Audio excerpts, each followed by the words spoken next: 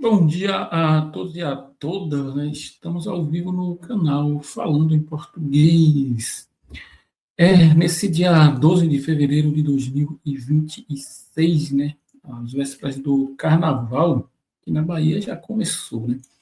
São 9 horas e 15 minutos e vamos trazer algumas notícias aqui. E algumas situações absurdas, né? Começando com essa história aqui, né? A trágica história da jovem que perdeu a vida pelo próprio pai horas após discussão sobre Trump. O crime aconteceu em janeiro de 2025, quando a vítima visitava o pai no Texas, Estados Unidos. Uma jovem que foi morta a tiros pelo próprio pai havia discutido com ele horas antes do crime sobre o presidente Donald Trump, segundo depoimentos apresentados nesta terça-feira, dia 10, em um inquérito judicial. Lucy Harrison, que nasceu na Inglaterra, levou um tiro no peito no dia 10 de janeiro de 2025, em Prosper, no Texas, Estados Unidos. Ela visitava o pai na cidade. Na época, a polícia local investigou a morte da jovem de 23 anos como um possível caso de homicídio culposo, quando não há intenção de matar. Mas nenhuma acusação criminal foi apresentada contra o pai, Chris Harrison, depois que um grande júri no Texas decidiu não indiciá-lo. Um inquérito sobre a morte de Lucy foi aberto recentemente pela Justiça Britânica no Tribunal de Sherry, onde a jovem nasceu. Em depoimento, Sam Littler, namorado de Lucy, contou que eles tiveram uma grande discussão com o pai da jovem sobre o presidente americano Donald Trump, que estava prestes a tomar posse do seu segundo mandato. Littler, que tinha viajado para os Estados Unidos de férias com a namorada, disse que ela costumava ficar chateada quando o pai falava sobre comprar uma arma. Ainda segundo o inquérito, Chris Harrison, que se mudou para os Estados Unidos quando a filha ainda era criança, teria passado por tratamento contra dependência de álcool. Né? Harrison, que não compareceu à audiência de inquérito, admitiu em uma declaração enviada ao tribunal que teve uma recaída no dia do disparo e que havia bebido cerca de 500 ml de vinho branco. É a situação lamentável, né? Que ponto chega o ser humano para discutir sobre políticos, né? E chega ao ponto de tirar a vida da própria filha. É extremamente absurdo, né? Por uma discussão política para defender o Donald Trump, né? Coisa sem nenhum sentido, né? Vamos lá para a próxima aqui.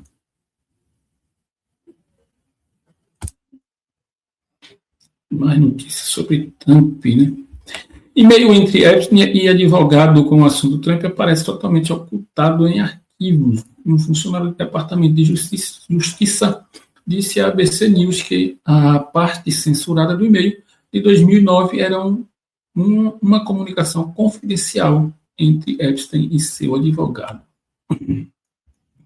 Um e-mail enviado do advogado de defesa criminal Jack Goldberg e ao seu cliente, o criminoso sexual Jeffrey Epstein, com o assunto Trump aparece totalmente censurado e ocultado nos arquivos divulgados pelo Departamento de Justiça dos Estados Unidos. A troca de e-mail datada de 14 de outubro de 2009 mostra apenas Goldberg escrevendo: conversei com Alan Garten, advogado de Trump. Informação omitida. Garten organizou uma conferência telefônica de 20 minutos com Trump e Brand, em vez de um depoimento. O seguinte foi discutido. O resto da mensagem está completamente oculto por um grande retângulo preto, né? Epstein encaminhou esse e-mail para sua associada, Ghislaine Maxwell. Tá aí algumas coisas ainda precisam vir à tona sobre esse caso, né? E aí, diante dessa situação, o que é que os Estados Unidos fazem, né? Os Estados Unidos mobilizam tropas para disfarçar aí, para tirar o foco, né?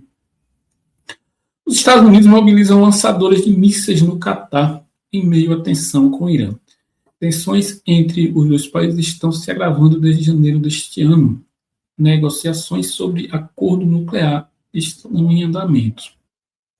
As forças norte-americanas no Catar, a maior base dos Estados Unidos no Oriente Médio, colocaram mísseis em lançadores de caminhões à medida que as tensões com o Irã aumentavam desde janeiro. Segundo a análise de imagens de satélite, o que significa que eles poderiam ser movidos mais rapidamente.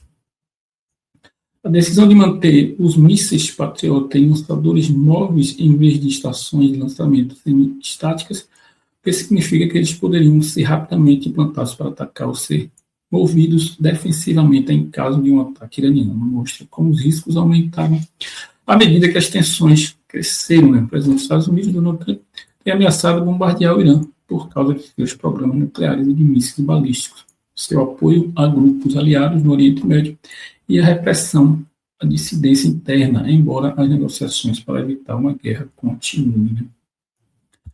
É curioso que, em meio a essas denúncias contra ele lá nos Estados Unidos, ele aí está querendo resolver o problema do Irã, né? A dissidência no Irã, como o Irã está reprimindo essas manifestações. Mas se ele esquece como a polícia do próprio Donald Trump, né, está reprimindo manifestações no próprio Estados Unidos. Né? Aí ele não conta. Ele quer resolver o problema dos outros países, para que esqueçam os próprios problemas internos dos Estados Unidos e dele aí com a justiça estadunidense. Né? Vamos ver no que vai dar isso aí.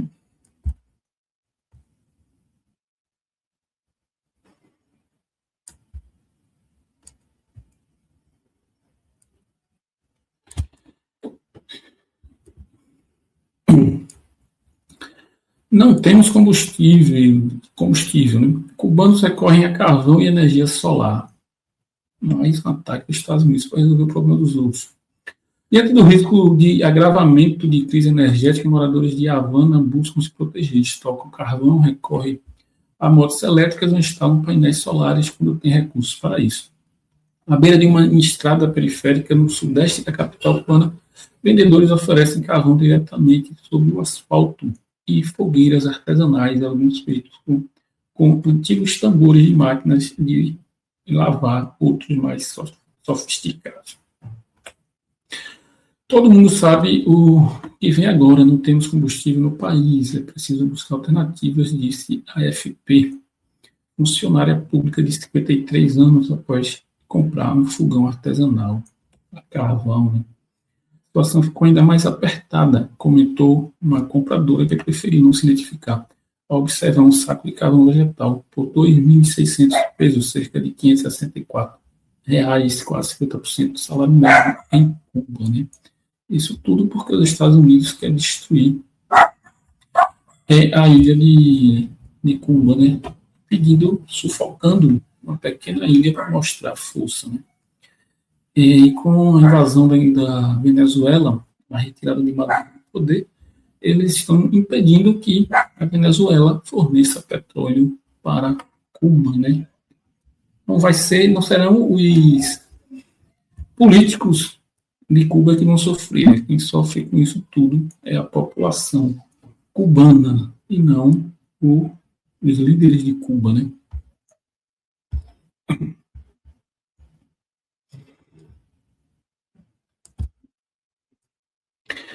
Tribunal do Irã condena Nobel da Paz a mais 7 anos e meio de prisão. É a 8ª sentença contra ela em 25 anos de ativismo contra o regime.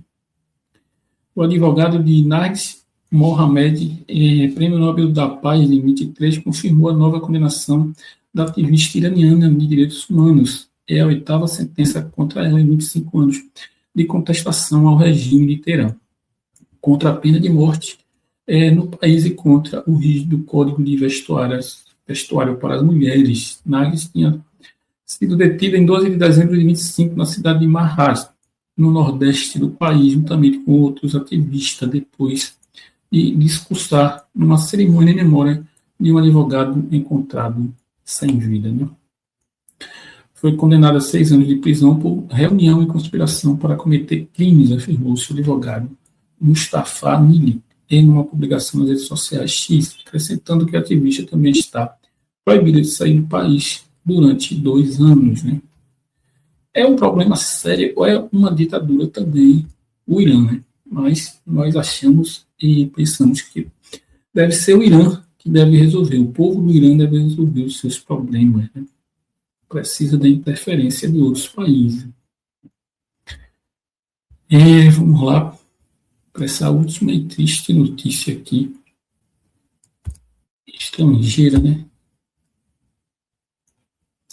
Ataque a tiros em escola no Canadá deixa 10 mortos. Tiroteio está entre os mais mortais da história do país.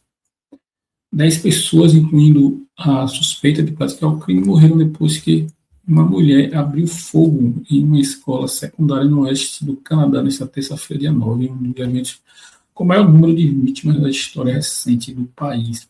O incidente levou o Canadá o tipo de tiroteio em massa mais comum nos Estados Unidos e foi realizado por um atirador do sexo feminino, informou a polícia. 6 pessoas foram encontradas mortas dentro de uma escola secundária na cidade de Tumblehead, na Colômbia Britânica, 2 em uma residência que se acredita estar relacionada ao incidente, e outra pessoa morreu a caminho do hospital, segundo a polícia montada real canadense.